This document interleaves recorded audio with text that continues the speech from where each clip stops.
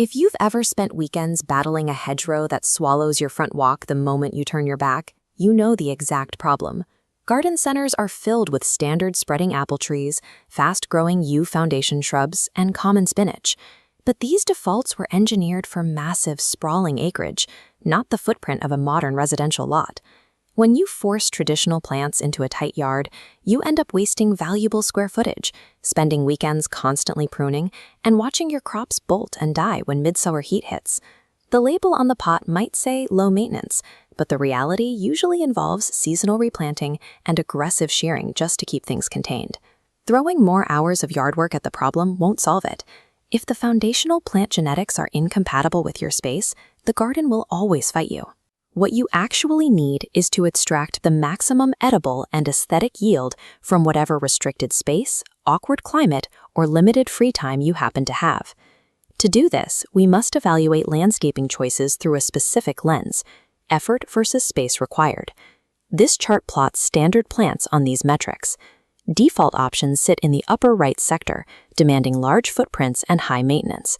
To fix the yard, we must look to the opposite corner. We need plants down here, requiring minimal space but delivering high returns. We achieve this by bypassing the usual suspects and engineering a landscape out of specialized botanicals.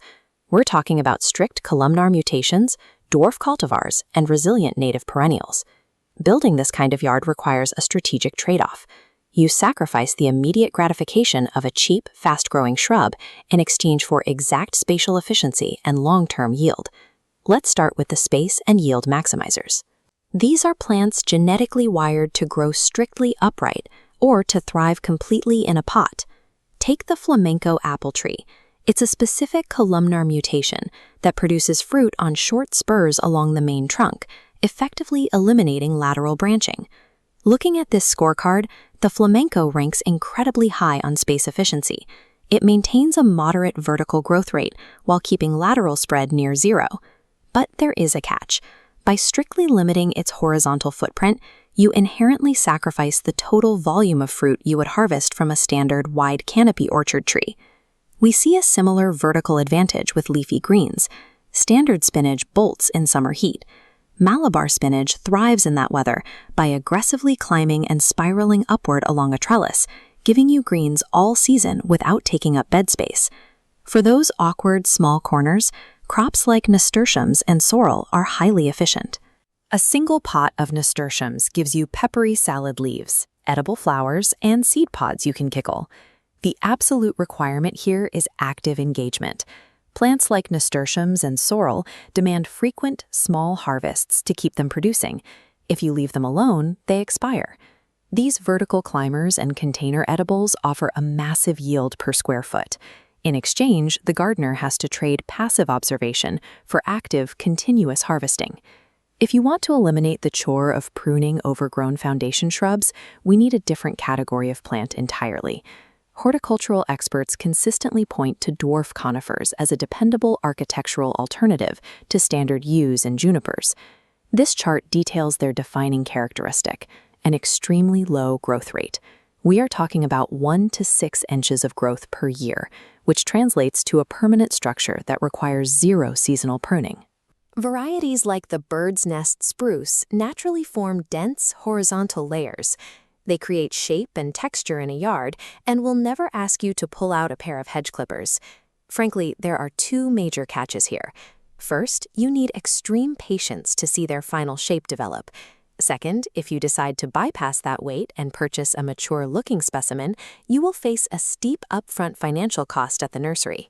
You are effectively exchanging capital and patience today for decades of zero-maintenance architectural permanence. The final category handles the hardest spots in any yard: deep shade, terrible soil, and difficult microclimates.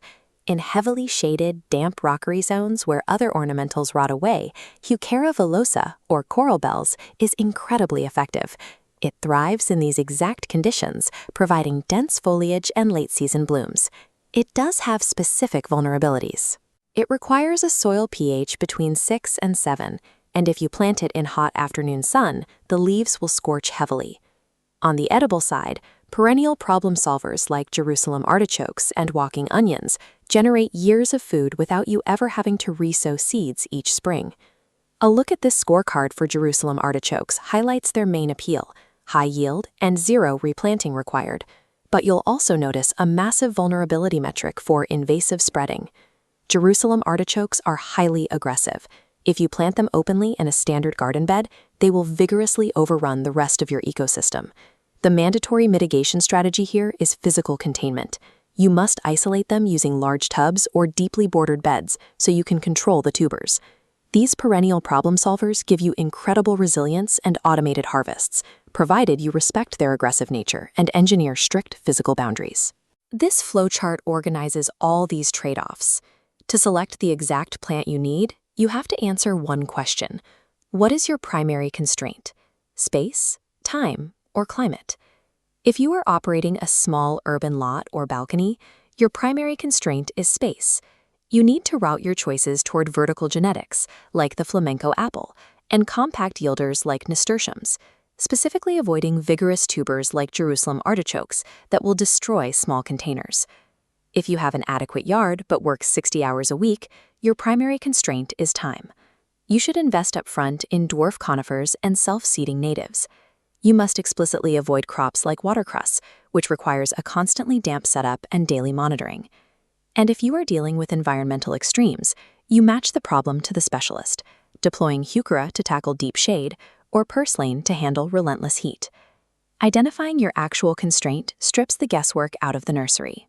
It lets you select plants that turn specific spatial or climatic weaknesses into optimized yields. The universally perfect zero-maintenance garden is a retail myth designed to sell standard shrubs. Every specialized plant on this list requires a calculated trade-off. You pay for their utility either through upfront nursery costs, the labor of physical containment, or extreme patience. Stop buying generic plants for the sprawling acreage you wish you had, and start deploying strategic botanicals designed for the exact space you actually own. A truly successful landscape isn't a collection of weekend impulse buys. It is a highly engineered system of specialized tools, working exactly as intended.